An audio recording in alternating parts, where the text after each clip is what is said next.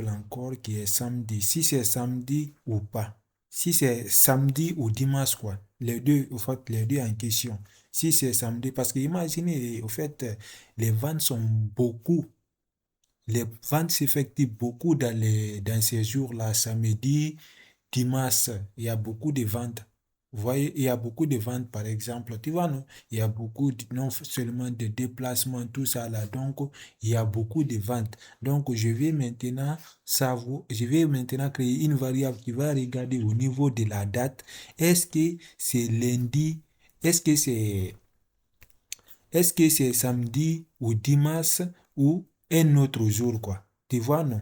Donc, ici, j'ai mis, par exemple, deux variables 5 et 6. Parce que, parce qu'il faut savoir que 0, c'est lundi et 1, c'est mardi et 2, c'est mercredi et puis 3, c'est, c'est jeudi et 4, c'est vendredi. Et puis, 6 5 maintenant, ça c'est samedi et puis 6 ça c'est dimanche. Donc, moi j'ai pris seulement deux ici pour ces deux parce que les ventes évoluent, sont beaucoup nombreuses dans ces. Donc, samedi et dimanche. Et puis par après, parce que ici là, il faut savoir que ça va devenir la variable qu'il va retourner, ça va devenir de type booléen, 0 ou 1. Si c'est par exemple, c'est dimanche, si c'est dimanche, c'est 1. Si c'est samedi, c'est 1. Mais si par exemple, ce n'est ni dimanche ni samedi, ça va devenir d'autres valeurs. Par exemple, ça va devenir 1, ça va devenir 0 maintenant parce que c'est du T. Donc, parce que comme je dois étudier ces données-là, j'ai transformé en type int.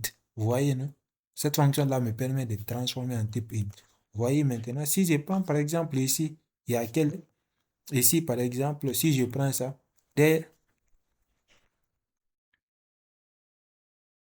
si je prends ça là, dès que je reviens ici, vous voyez, donc c'est pas samedi, ça veut dire c'est 0, ça veut dire c'est 0, ça veut dire c'est 0, c'est pas samedi. Si c'est par exemple c'est samedi, là ça va devenir directement, ça va devenir, si c'était samedi par exemple ou dimanche, ça va devenir 1 ici.